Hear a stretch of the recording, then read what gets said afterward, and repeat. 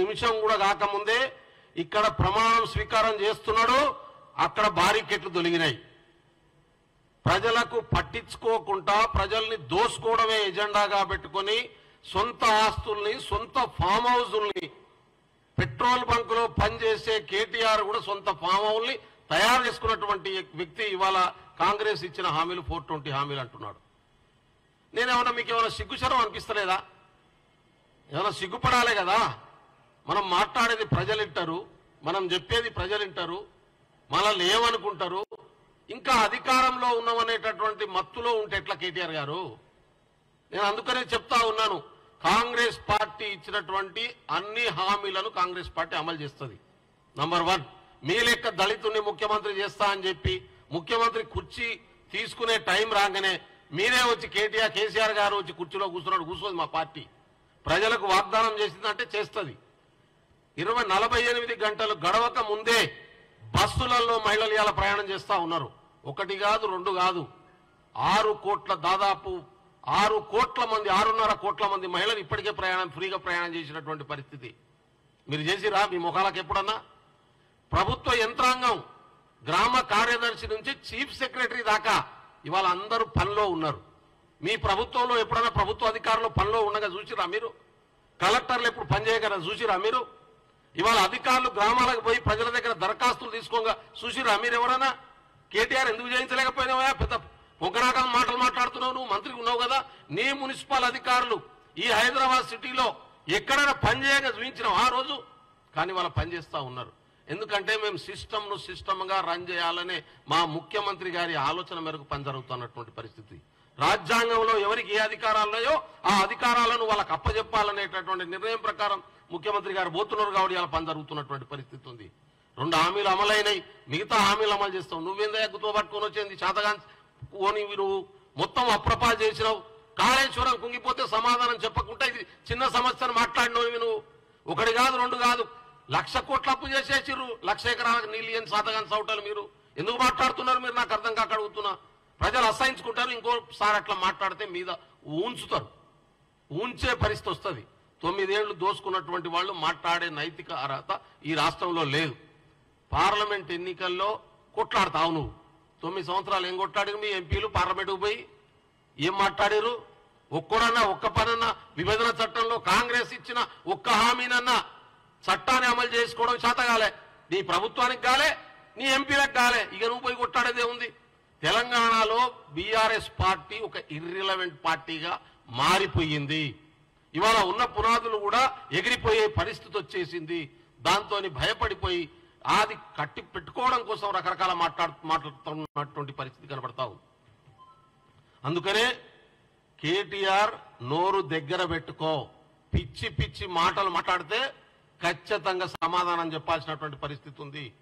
ప్రభుత్వం ఎక్కడన్నా చెప్పిన మాటను, కాంగ్రెస్ చెప్పిన మాటను అమలు చేయకపోతే నువ్వు ఎత్తి చూయించు. ఏది చేయలేదో, ఏం పని చేయలేదో చూయించు మాకు. అరే మొదలు పెట్టక ముందే ఇవాళ 4వ తారీఖులు ఉన్నాం, ప్రమాణ స్వీకారం కూడా చేయలే. 4వ తారీఖు 7వ తారీఖు చేసేటప్పటికి ఇవాళ ఎన్ని రోజులైందో నాకు అర్థం కాదు. ఇంత అహంకారం ఎందుకు వచ్చింది? తెలంగాణ ప్రజల సొమ్మును దోసుకున్న డబ్బుల వల్ల వచ్చినటువంటి మదం ఇది. ఈ మదాన్ని తెలంగాణ ప్రజలు ఓడించడం ద్వారా తగ్గించారు. రేపు మొత్తం గుంజేసే పరిస్థితి వస్తుంది. దృష్టిలో పెట్టుకోవాలని చెప్పి కోరుతా ఉన్నాను. ఇప్పటిదాకా మా బీజేపీ అధ్యక్షులు కిషన్ రెడ్డి గారు మాట్లాడుతూ ఉన్నారు. కిషన్ రెడ్డి గారు, అధికారంలో ఎవరున్నారా? నువ్వు నిన్నటిదాకా సహాయ హోంమంత్రి ఉండేవి కదనా? 10 సంవత్సరాల నుంచి అధికారంలో ఉండి ఏం పిక్తున్నారు మీరు? ఎందుకు తెలంగాణ విభజన హామీలు ఒక్కటి తెలంగాణ రాష్ట్రంలో తీసుకురాలేకపోయారు? మీరు ఎందుకు అమలు చేయించలేకపోయారు? 2G స్కామ్ జరిగిందా? ఏం చేస్తుంది మరి మోడీ ప్రభుత్వం? ఏం బిక్తున్నది మోడీ ప్రభుత్వం? ఎందుకు 2G స్కామ్ను బయటికి తీయలే? 2G స్కామ్ జరగలేదనే రిపోర్ట్లు ఎందుకు వచ్చినాయి? ఎందుకు వచ్చినటువంటి పరిస్థితి ఉన్నది? బొగ్గు స్కామ్ జరిగిందా? 10 సంవత్సరాల నుంచి గడ్డి బిక్తున్నావా నువ్వు? గాడిద పళ్ళు తోముతున్నదా నీ ప్రభుత్వం? జరిగితే ఎందుకు నిరూపించలే ఇప్పటిదాకా? ఎందుకు చర్యలు తీసుకోలేకపోయినావు నువ్వు? కాంగ్రెస్ పార్టీని బదనాం చేయడం కోసం జరగనటువంటి అంశాలని జరిగినట్టుగా చెప్పి నేషనల్ హెరాల్డ్లో స్కామ్ జరిగిందా? అది కనీస అవగాహన మంత్రిగా చేసినావు నువ్వు, కిషన్ రెడ్డి గారు కేంద్ర మంత్రిగా చేసినావు, పార్టీ అధ్యక్షునివి. కనీసం ఏమున్నదో తెలుసుకోకుండా మాట్లాడితే ఎట్లా? ఒక పత్రికను కాపాడడం కోసం కాంగ్రెస్ నాయకత్వం జాతీయ స్థాయిలో ఒక ప్రైడ్ ఉన్నటువంటి పత్రికను, జర్నలిస్టులను కాపాడడం కోసం జరిగిన ప్రయత్నాన్ని స్కామ్ల కింద కన్వర్ట్ చేస్తున్నటువంటి దుర్మార్గమైనటువంటి నీచమైనటువంటి రాజకీయ పద్ధతులు మీ. ఇంత నీచంగా ఎవడు మాట్లాడతాడు? నేనంటా ఉన్నాను, సిబిఐకి ఎందుకు అప్పచెప్పాలి? మేము మీకు అప్పచెప్పమని అన్నాం. కాళేశ్వరంలో జరిగిన కరప్షన్ జరుగుతుంటే ఎందుకు మీరు మాట్లాడలేదు? ఎందుకు మీరు ఎంక్వైరీ చేయలేదు? ఎందుకు మీరు శిక్షించే ప్రయత్నం చేయలేదు? కేంద్రంలో అధికారంలో ఉన్నారు కదా. ఆ కాళేశ్వరంలో జరిగినటువంటి ఇరిగేషన్లో జరిగినటువంటి కరప్షన్ లో మీరు వాటాదారులు కాకపోతే ఎందుకు స్పెక్టేటర్ ఉన్నారు? ఎందుకు సైలెంట్గా ఉన్నారు? మేము ఆ రోజు సిబిఐ ఎంక్వైరీ డిమాండ్ చేసినాం. ఎందుకు? మేము ప్రతిపక్షంలో ఉన్నాం. మా అధ్యక్షుడు రేవంత్ రెడ్డి గారు రాతపూర్వకంగా కాంప్లైంట్ ఇచ్చిండు. కేంద్ర ప్రభుత్వం విచారణ జరిపి ప్రజాధనాన్ని కాపాడండి అని. రియాక్ట్ అయ్యిర్రా? కనీసం రియాక్ట్ అయ్యిర్రా? విచారణకు ఆదేశించిర్రా? విచారణ జరపాలి. మరి ఏం చేసిరు? మీరు సైలెంట్గా ఉన్నారు. అంటే ఆయన చేసిన దోపిడీలో మీరు వాటాలు పంచుకున్నారు కాబట్టి సైలెంట్గా ఉన్నారు. ఇవాళ మేము అధికారంలోకి వచ్చినాం. డైరెక్ట్ గా అత్యున్నతమైనటువంటి ఎంక్వైరీ, భారతదేశంలో పోలీసుల ఎంక్వైరీ మీద నమ్మకం లేకపోతే, సిబిఐ ఎంక్వైరీ మీద నమ్మకం లేకపోతే ప్రజలు కోరుకునేటటువంటి లాస్ట్ ఎంక్వైరీ జ్యుడిషియల్ ఎంక్వైరీ. అత్యున్నతమైనటువంటి ఎంక్వైరీ, న్యాయస్థానాల మీద నమ్మకం ఉంటుంది. అగో ఆ జ్యుడిషియల్ ఎంక్వైరీకి మా ముఖ్యమంత్రి గారు ఆదేశిస్తామని చెప్తా ఉన్నారు. లేదు సిబిఐకి ఇవ్వండి, దాంతోపాటు దీన్ని చేయండి. దేనికోసం? బ్లాక్మెయిల్ చేసి పైసలు తలా మళ్ళా మంచుకోవడం కోసమా? లేకుంటే వాస్తవాలు బయటికి రాకుండా ఆపడం కోసమా? లేకుంటే తప్పుడు నివేదికలు ఇప్పించి స్వతంత్ర సంస్థలుగా ఉన్నటువంటి కేంద్ర ప్రభుత్వ సంస్థలన్నీ మీ గుప్పిట్లో పెట్టుకొని రాజకీయ సంస్థలుగా మార్చి ప్రతిపక్ష పార్టీలు డైల్యూట్ చేయడం కోసం వాడుతున్నటువంటి పద్ధతి ఈ 9 సంవత్సరాల్లో ఉన్నటువంటి దేశం అంతా చూస్తూ ఉన్నది. సిబిఐ చేసిన ఎంక్వైరీలు ఎట్లా జరుగుతున్నాయి? ఈడీలు చేసినటువంటి ఎంక్వైరీలు ఎట్లా జరుగుతున్నాయి? కేంద్ర ప్రభుత్వ ఆధీనంలో ఉన్నటువంటి ఇన్వెస్టిగేషన్ స్వతంత్ర ఏజెన్సీలను బీజేపీ పార్టీ ఆఫీస్ కింద పనిచేసే దాని కింద మార్చేసిరేటటువంటి విషయం చిన్న పిల్లల్ని అడిగినా ఈ దేశంలో చెప్పేటటువంటి పరిస్థితి వస్తుంది. ఇవాళ అందుకనే మళ్ళీ అంటా ఉన్నాం, కిషన్ రెడ్డి గారు మీకు ఇక్కడ ఏం రోల్ లేదండి. నీకు కేసీఆర్ పెట్టించుకున్నాడు అధ్యక్షుడుగా. ఇది తెలంగాణ సమాజాన్ని ఎవరిని అడిగినా చెప్తారు. మీరు ఇవాళ ఏదో మాకేమైనా 1-2 సీట్లు వస్తాయని ఆశపడుతున్నటువంటి పరిస్థితి ఉన్నది. ఆ సీన్ లేదు. మీరు ఎన్ని ప్రయత్నాలు చేసినా ఇక్కడ మీకు గెలిచే పరిస్థితి లేదు. మీరు గెలిచేటోళ్ళు ఉంటే మీరేమన్నా పోటీ చేసేవాళ్ళు కదా. మొన్న ఎమ్మెల్యేగా మీ సొంత కాన్స్టిట్యుయెన్సీ నుంచి పోటీ చేయకుండా ఎందుకు వెనక్కిపోయారు? మీరు గెలవరనే విషయం మీకు తెలుసు కాబట్టే అంబర్పేట నుంచి పోటీ చేయలేదు. ఇది చాలా స్పష్టమైనటువంటి విషయం, అందరికీ తెలిసింది. కాబట్టి అందుకనే అంటున్నాను, పార్లమెంట్ ఎన్నికల్లో 10 సంవత్సరాలుగా ఫెయిల్ అయిన ప్రభుత్వం ఎక్కడైనా ఉందంటే భారతదేశంలో ఈ 75 సంవత్సరాల్లో మోడీ గారు ఒక ఫెయిల్యూర్ ప్రధానమంత్రి. మోడీ గారు ఆయన మాట్లాడుతూ ఉన్నాడు, మోడీ గారు చాలా గొప్పవాడని అంట. అత్యధికంగా భారతదేశంలో పేదోళ్ళు తయారు కావడానికి మోడీ విధానాలు కారణం. 1 కాదు 2 కాదు. కేసీఆర్ గారు చేసినటువంటి అప్పులు ఎక్కడున్నాయో మనకు తెలుసు. 1,30,00,000 కోట్ల అప్పులు చేసిండు కదా ఈ దేశంలో ప్రధానమంత్రి మోడీ. ఆయన వచ్చినాక ప్రధాని అయినాక ఎటు తీసుకుపోయారు? కాంగ్రెస్ అధికారంలోకి ఉన్నప్పుడు 110 రూపాయలకు డాలరు క్రూడ్ ఆయిల్ ధర ఉంటే మేము 70 రూపాయలకు పెట్రోల్ ఇచ్చినాం, 59 రూపాయలకు డీజిల్ ఇచ్చినాం. ఇవాళ 69 రూపాయలు క్రూడ్ ఆయిల్ ధర ఉన్నది ప్రపంచ మార్కెట్లో. ఎందుకు ఇస్తున్నా మీరు? 110 రూపాయలు పెట్రోలు, 100 రూపాయలు డీజిలా? ఇది దోపిడీ కాదా? ఇది దోపిడీ కాదా? మరి అంతర్జాతీయ మార్కెట్లో తగ్గితే ఆ బెనిఫిట్స్ కన్జ్యూమర్కు రావాలి కదా. ఎందుకు వస్తలేవు? ఎవరికి పోతున్నాయి అన్ని? ఎటు పోతున్నాయి? మీరే అన్నారు కదా $5 ట్రిలియన్ ఎకానమీని తయారు చేస్తామని. ఎందుకు గాలే? 2002 వరకు ఈ దేశంలో అందరికి ఇండ్లు ఇస్తామని ఎందుకు గాలే? 2003 వరకు ఈ దేశంలో అసలు మంచినీళ్ల సమస్యను తీరుస్తామని ఎందుకు తీర్చలే? ప్రతి రైతు ఆదాయాన్ని 2022 వరకే డబుల్ చేస్తామన్నారు కదా. ఎందుకు డబ్బులు కాలే రైతుల ఆదాయం? ఎందుకు వేల మంది లక్షల మంది రైతులు ఆత్మహత్యలు చేసుకుంటున్నారు? 25 లక్షల కోట్లు ఇవాళ భారీ పెట్టుబడిదారులకు మీరు మాఫీ చేస్తారు, వాళ్ళని విదేశాలకు పంపిస్తారు, మోడీ గారి మీటింగ్లకు వచ్చి కూర్చుంటారు, మెహుల్ భాయ్ అని మోడీ గారు సంబోధిస్తారు. అంత ప్రేమలు ఈ దోపిడి దొంగలతో మీకున్నటువంటి దోస్తు. రాహుల్ గాంధీ గారు పార్లమెంటు సాక్షిగా అడిగిండు కదా, 20,000 కోట్ల రూపాయలు కంపెనీలో అదానికి ఎక్కడి నుంచి ఎవరు పెట్టిర్రు అనే ప్రశ్న. ఎందుకు సమాధానం చెప్పలే? పోనీ దాని మీద ఎంక్వైరీ చేసిర్రా? దోపిడీ దొంగలకు, కేంద్రంలో బడా దోపిడీ దొంగలకు కేర్ ఆఫ్ అడ్రస్ ఇవాళ మోడీ గారు, వాళ్ళ ప్రొటెక్టరే మోడీ గారు, బీజేపీ ప్రభుత్వం. ఇది దేశానికి అర్థమవుతున్నటువంటి పరిస్థితి ఉంది. అందుకనే చెప్తా ఉన్నాం, బీజేపీ పార్టీకి తెలంగాణలో ఏ రూలు లేదు, మీకు ఒక్క సీటు కూడా రాదు, మీరెంత అరిచినా వచ్చేదేం లేదు. రేవంత్ రెడ్డి గారు మిమ్మల్ని అవమానం చేస్తూ మాట్లాడిండ్రా? ఎక్కడ మాట్లాడిండన్నా? ఏడ మాట్లాడిండు రేవంత్ రెడ్డి గారు? ఆయన మేము ప్రభుత్వంలో ఉన్నాం, జ్యుడిషియల్ ఎంక్వైరీ చేస్తామని చెప్పిండు. జ్యుడిషియల్ ఎంక్వైరీ ఎందుకు వద్దనుకుంటారా మీరు? జ్యుడిషియల్ ఎంక్వైరీ చెప్పండి నాకు. కాళేశ్వరంలో జరిగిన అవినీతి మీద, ఇరిగేషన్ లో జరిగినటువంటి అవినీతి మీద, వివిధ శాఖల్లో జరుగుతున్నటువంటి అవినీతి మీద ఇవాళ ఒక్కొక్కటి బయటికి తీసుకొస్తా ఉంటే ఎందుకు టీఆర్ఎస్ జంకడంలో ఒక అర్థం ఉన్నది. టీఆర్ఎస్ పార్టీ భయపడడంలో అర్థం ఉంది. బీఆర్ఎస్ పార్టీ ఎందుకంటే వాళ్ళు పాలించారు, వాళ్ళు దోసుకున్నారు కాబట్టి. బీజేపీ ఎందుకు భయపడుతుంది? బీజేపీకి ఏం సంబంధం మీకు పొత్తు లేకుంటే? సందర్భాన్ని బట్టి ప్రత్యక్ష పొత్తులు, పరోక్ష పొత్తులు, ప్రత్యక్ష సహకారాలు, పరోక్ష సహకారాలు. 9.5 సంవత్సరాలుగా 10 సంవత్సరాలుగా భారతదేశం చూస్తుంది, తెలంగాణ చూస్తుంది. సందర్భాన్ని బట్టి, అవసరాన్ని బట్టి ఒకళ్ళొకరు ఎట్లా ప్రొటెక్ట్ చేసుకుంటారు, ఒకళ్ళొకరు ఎట్లా దోసుకుంటారు, ఎట్లా దాచుకుంటారు, ఎట్లా కాపాడుకుంటారు. ఒక దిక్కు బీజేపీ, మధ్యన టీఆర్ఎస్, ఇటువైపు ఎంఐఎం. మీరు అలాయి బలాయి పెట్టుకొని తిరుగుతున్నటువంటి విషయం సమాజంలో తెలంగాణ ప్రజలందరికీ అర్థమైంది. ఇంకా బొంకకుండి, ఇంకా బొంకుతే నమ్మే పరిస్థితిలో లేరు. పాత్రికేయ మిత్రులందరికీ నమస్కారం. ఈ రాష్ట్రంలోని సర్వోన్నత 420 అయినటువంటి కేటీఆర్ గారు మరి నిన్న కాంగ్రెస్ పార్టీకి సంబంధించినటువంటి హామీలను కూడా ఇట్లా చేతి గుర్తు పెట్టి దాని మీద ఒక 420 అనేటటువంటి దాని ఒక ఇమేజ్ డ్రా చేపించి మరి అందరికీ కూడా పుస్తకాలు లేకపోతే పీడిఎఫ్లలో ప్రజలకు పంపించేటటువంటి ప్రయత్నం చేసిండు. మనందరికీ తెలుసు పచ్చకామర్లోనికి లోకమంతా పచ్చనే కనిపిస్తుంది అని. 420 వాళ్ళకి కాంగ్రెస్ హామీలు కూడా 420గానే కనిపిస్తాయి కదా. అవి హామీలు ప్రజలకి మాటిచ్చి తప్పినటువంటివా? కాదు. పోనీ మీ లెక్క 10 సంవత్సరాల నుంచి పొంకరాలు తప్ప, ప్రజల్ని పక్కదారి పట్టించుడు తప్ప, మోసం చేసుడు తప్ప ఏ రోజన్నా ప్రజలకు ఏదైనా మేలు చేసినటువంటి పాపన పోయినటువంటి పరిస్థితి లేదు.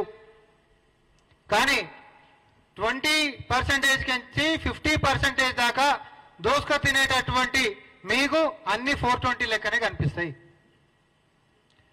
ప్రతి దాంట్లో కమిషన్ లేనిది ఆఖరికి పసిపిల్లల యొక్క పాఠశాలల్లో చదువుకునేటటువంటి మధ్యాహ్నం భోజనం నోటికాడి బుక్కను కూడా దోసుక తిన్నటువంటి 420 కాదు మీరు ఈరోజు కాంగ్రెస్ పార్టీ అధికారంలోకి వచ్చి ప్రజల పక్షాన నిలబడి ప్రజాపాలన చేస్తుంటే క్షేత్రస్థాయిలకు పోయి అధికారం నిలబెట్టిపించి వారి యొక్క సమస్యల పరిష్కారానికి పూనుకుంటే మరి దొంగలకు మాత్రమే జీర్ణించుకోలేనటువంటి పరిస్థితి వస్తుంది. ప్రజలందరూ స్వాగతిస్తున్నటువంటి అంశాలని కేవలం ఎవరు దీన్ని జీర్ణించుకోలేరు అని అంటే దొంగలు మాత్రమే దీన్ని జీర్ణించుకోలేరు. మేము చెప్తున్నాం, నీళ్ల దగ్గరికి నుంచి మొదలు పెట్టుకుంటే, కరెంటు దగ్గరికి నుంచి మొదలు పెట్టుకుంటే, విద్య అయినా, వైద్యమైనా, ఉపాధి అయినా, ఉద్యోగాలైనా 10 సంవత్సరాల నుంచి 10 కొక్కుల లెక్క పీక తిని ఏ ఒక్క మంచి పని కూడా చేయకుండా ఈరోజు ప్రజలకి నరకం అంటే ఏంటిదో చూపించినందుకే కదా జీర్ణించుకోలేక ప్రజలు మిమ్మల్ని తరిమేసిర్రు. జీర్ణించుకోండి మీ యొక్క పరిపాలన ప్రజలు కదా, అందుకనే కదా తరిమేసిండ్రు. నెల రోజులు కూడా కాలే ఇంకా. కానీ అప్పుడే కేసీఆర్ గారు ముఖ్యమంత్రి లేకపోతే జీర్ణించుకోలేకపోతురట. ఎవరు జీర్ణించుకోడు అని అంటే నీ చుట్టుముట్టు ఉండేటటువంటి నీ 420 గాలు మాత్రమే. కాంగ్రెస్ పార్టీకించి మా యొక్క విధి విధానాలు ప్రజల గురించి, ప్రజల కోసం మేము ఆఖరికి ప్రగతి భవన్ అని మీ దగ్గర ఉంటున్నటువంటిది ప్రజాభవన్ చేసే దగ్గరికి మొదలు పెట్టుకుంటే గిగ్ వర్కర్ల దాకా మేము ఇస్తున్నటువంటి 5 లక్షల రూపాయలకు సంబంధించిన ఇన్సూరెన్స్ దాకా ఎవరెవరి దగ్గరికి అయితే పోయి సామాన్యంగా బాధ్యత ఉంటున్నటువంటి ప్రతిపక్షాలు ఏం చేస్తాయి? ప్రభుత్వం నుంచి వస్తున్నటువంటి పథకాలను స్వాగతించుకుంటా దాని లోపల ఏదైనా లోపాలు గిట్ట ఉంటే దాన్ని అడ్రస్ చేసేటటువంటి కార్యక్రమం చేస్తారు. అది ప్రజాస్వామ్యానికి మంచిగా ఉంటుంది. కానీ సంక్షేమాలు ప్రజలకు తీసుకొని పోతే కాళ్ళలో కట్టలు పెట్టేటటువంటి మీలాంటి 420 గాళ్ళు ఉల్టా పుస్తకాలు ప్రింట్ చేయించి కాంగ్రెస్ పార్టీని అంటే పోయినసారి మిమ్మల్ని పదవులకించి పక్కకి జరిపారు. ఈసారి మీ పార్టీనే మరి రాజకీయంలోకించి పక్కకి జరుపుతారు. తస్మాత్ జాగ్రత్త. ఎందుకంటే మీరు చేస్తున్నటువంటి పనులు ఇంకెన్ని సంవత్సరాలు ప్రజల్ని మభ్యపెట్టేటటువంటి ప్రయత్నాలు చేస్తారు. కుటుంబం అంతా కలిసి దోచుకున్నటువంటి పరిస్థితి అందరు చూసిందే కదా. ఆఖరికి ప్రజల పేరు మీద 1-2 ఇది బాగా నోట్ చేసుకోండి. ప్రజల పేరు మీద ప్రజలు పోయే 1-2 పేర్ల మీద కూడా జిహెచ్ఎంసీల మొబైల్ టాయిలెట్లు అని చెప్పి దోసుకు తిన్నటువంటి దొంగలు మీరు. కాంగ్రెస్ పార్టీని సంక్షేమాలు ఈరోజు మేము ప్రారంభించి ప్రజలలోకి పోతుంటే తట్టుకోలేక జీర్ణించుకోలేక కాంగ్రెస్ పార్టీని అనేటటువంటి దుస్థితికి దిగజారిపోయినరా. మీ బతుకులకు ఏదైనా ఒకటి సామరస్యంగా లేకపోతే ప్రజలకు అర్థమయ్యేటట్టు ప్రజల కోసం ప్రజల గురించి పాటుపడేటట్టు ఏ ఒక అంశానన్నా ఎత్తుతున్నటువంటి పరిస్థితి ఉందా? మీరు చేయలేదు. మేము చేస్తున్నటువంటి వాళ్ళని చేయనీయకుండా కాళ్ళలో కట్టెలు పెడతారు. దయచేసి మీ బుద్ధి మార్చుకోండి. మీరు బుద్ధి మార్చుకోకపోతే మీ మనుగడకే కష్టమవుతుంది. ఇది ప్రజాస్వామ్యంలో మేము అధికారంలోకి వచ్చిన తర్వాత మీ లెక్కనే గిట్టి ఉంటే మాట్లాడేటటువంటి స్వేచ్ఛా స్వాతంత్రాలు కూడా ఉండకపోవు. నాయకులు అనేటటువంటిది పెద్ద పుడింగి లెక్క వీళ్ళు నియోజకవర్గాలు గతంలో మంత్రులు లెక్క ఉండిపోతే ప్రతిపక్ష నాయకులను అరెస్టులు చేసి పోలీస్ స్టేషన్లలో నిర్బంధం చేసినటువంటి అప్రజాస్వామ్యమైనటువంటి పరిపాలన మనం చూడలేదా? ఇట్లాంటివన్నీ మీరు బంద్ చేసుకోకపోతే మీరు ఎన్నికల కంటే ముంగటి ఇవే స్టంట్లు ప్లే చేసిర్రు, సర్కస్ ఆడిరు. ఎన్ని రకాలుగా ఆడిపించాలో ప్రజలకు ఎన్ని రకాల కలర్ సినిమా చూపెట్టాలో చూపెట్టిండ్రు. ప్రజలు వాటిని విశ్వసించకనే కాంగ్రెస్ పార్టీకి పట్టం కట్టి ఆ యొక్క నమ్మకాన్ని మా మీద పెట్టిరు.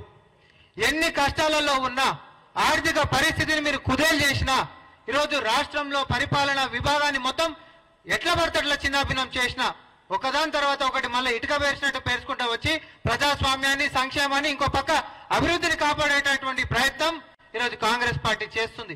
ప్రజలు మొత్తం దాన్ని స్వాగతిస్తున్నారు.